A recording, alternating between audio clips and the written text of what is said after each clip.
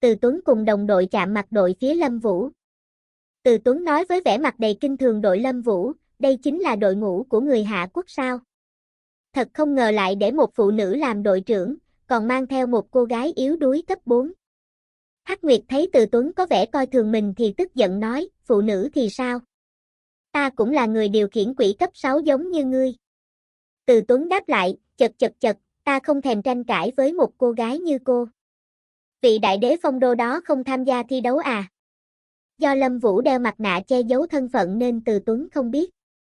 Lâm Vũ bước đến nói, nếu anh ta đến, ngươi có sẵn sàng nhận thua luôn không? Thấy không nói lại Lâm Vũ, Từ Tuấn cùng đồng đội quay mặt bỏ đi trước còn. Từ Tuấn vừa đi còn quay mặt lại cười kinh bỉ nói, ha ha. Các ngươi mới là người nên nhận thua. Với đội hình này, có vẻ như người Hạ Quốc chỉ đến để trải nghiệm vòng loại thôi. Lâm Thọ tức giận quát, ngươi, bên cạnh Lâm Thọ Thương Nguyên đặt tay lên người Lâm Thọ nói, chúng ta mới là người đầu tiên ra khỏi mê cung, thời gian quý giá, đừng lãng phí lời nói với họ nữa. Từ Tuấn cười đểu, đầu tiên. Thật buồn cười ha ha. Lâm Vũ suy nghĩ họ dường như biết điều gì đó. Rồi trực tiếp nói với An Ninh, giúp ta xem hắn ta đang nghĩ gì.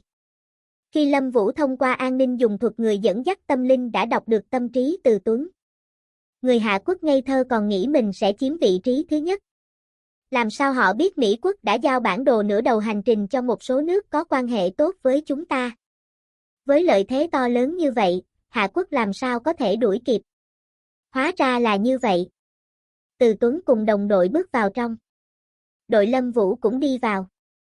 Một lúc sau trong lối vào Lâm Vũ đã đứng chặn đội Từ Tuấn trước nói lời, xin chào. Từ Tuấn giật mình. Lâm Vũ nói tiếp, xét theo vẻ ngoài của ngươi ngày hôm qua, ngươi chắc chắn đang thiếu tiền.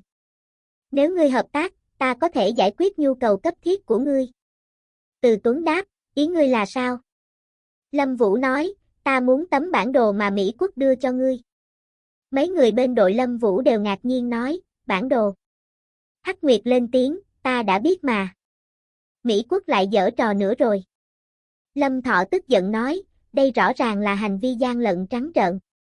Từ Tuấn chảy mồ hôi suy nghĩ kỳ lạ sao hắn ta lại biết về bản đồ. Tuần Từ vội vàng biện minh nói, không có bản đồ nào đâu, đừng nói nhảm. Lâm Vũ với vẻ mặt nghiêm túc, ha ha, đừng giả vờ nữa. Ta đã nói như vậy thì đương nhiên ta có bằng chứng. Nếu ta ra ngoài vạch trần sự thật, Hàn Quốc và Mỹ Quốc sẽ không bao giờ ngóc đầu lên được trong thế giới ngự quỹ quốc tế. Hơn nữa, Mỹ Quốc sẽ biết chuyện này vào đổ chuyện này lên đầu các ngươi đó. Trong khi Từ Tuấn cùng đồng đội vô cùng lo lắng. Khi thấy vẻ mặt lo lắng của Từ Tuấn, Lâm Vũ tiếp tục đưa ra lời khuyên cho hắn, ngược lại, ngươi đưa cho ta cái bản đồ, ta không chỉ không tố giác các ngươi, mà còn sẽ cho các bạn một khoản tiền bồi dưỡng nữa. Và chỉ ngươi biết ta biết. Mỹ Quốc cũng sẽ không đổ lỗi cho các ngươi đâu. Từ Tuấn cùng đồng đội thấy Lâm Vũ nói vậy liền bắt đầu suy nghĩ hơn thiệt trong vụ này. Lâm Vũ quay đi với vẻ mặt người trên cơ, các ngươi suy nghĩ thảy kỹ đi, bỏ qua cơ hội này rồi, sẽ không còn cơ hội nào nữa đâu. Trong lúc Từ Tuần vẫn suy nghĩ tới chảy mồ hôi, một anh chàng đồng đội của Từ Tuấn lên tiếng, đội trưởng. Sự việc đã đến nước này rồi, cơ hội kiếm tiền tốt như thế này, không thể bỏ qua đâu. Một anh chàng đồng đội khác Từ Tuấn cũng lên tiếng, đúng vậy. Dù sao cũng chỉ là bản đồ nửa đầu, không ảnh hưởng nhiều. Cô gái đồng đội nên Từ Tuấn cũng lên tiếng, dù có cho họ bản đồ, chỉ dựa vào trình độ của đội ngũ này, họ cũng không thể đe dọa được chúng ta. Nhưng có tiền, với chúng ta thì lại khác. Hơn nữa, vòng đầu chỉ cần vượt qua để có tư cách tham gia là được. Bây giờ tranh thứ hạng với chúng ta thật sự không có ý nghĩa gì cả. Từ Tuấn nghĩ đến bữa ăn hôm nọ Lâm Vũ thì nghiến răng. Từ Tuấn liền giơ 3 ngón tay thốt nói, 30 triệu đô la, ta có thể xem xét trả thật cho các ngươi. Lâm Vũ không thèm quay lại, tay xua xua, ha ha, thật là tham lam vô độ, chẳng có chút thành ý nào. Từ Tuấn thấy Lâm Vũ không muốn đồng ý liền vội vàng nói, đợi đã. Ngươi định ra giá bao nhiêu?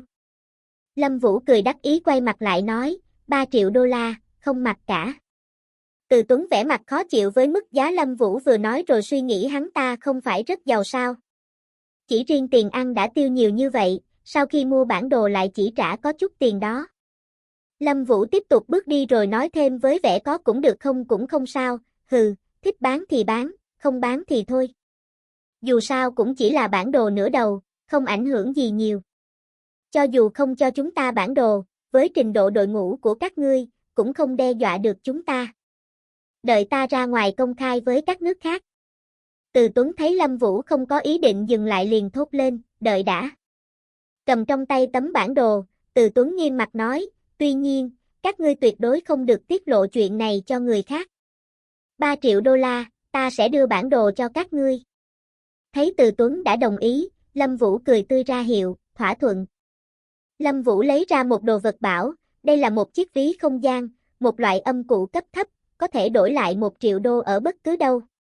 Và 2 triệu đô tiền mặt còn lại đều ở trong. Rồi mém cho Từ Tuấn.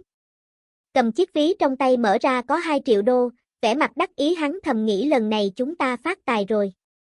Sau khi nhận tiền Từ Tuấn đưa bản đồ cho Lâm Vũ. Lâm Vũ thầm nghĩ cái mà họ gọi là lợi thế, xét về mặt tiền tệ, đối với ta không khác gì hơn là giá một bữa ăn. Nhận được bản đồ Lâm Vũ liền mở bản đồ ra kiểm tra hóa ra đây là cấu trúc của mê cung. Hắc Nguyệt cũng tiến lại xem bản đồ liền cho ý kiến, tuy nhìn qua chỉ có 10 lối vào nhưng sau khi vào lại có hàng chục ngã ba đường.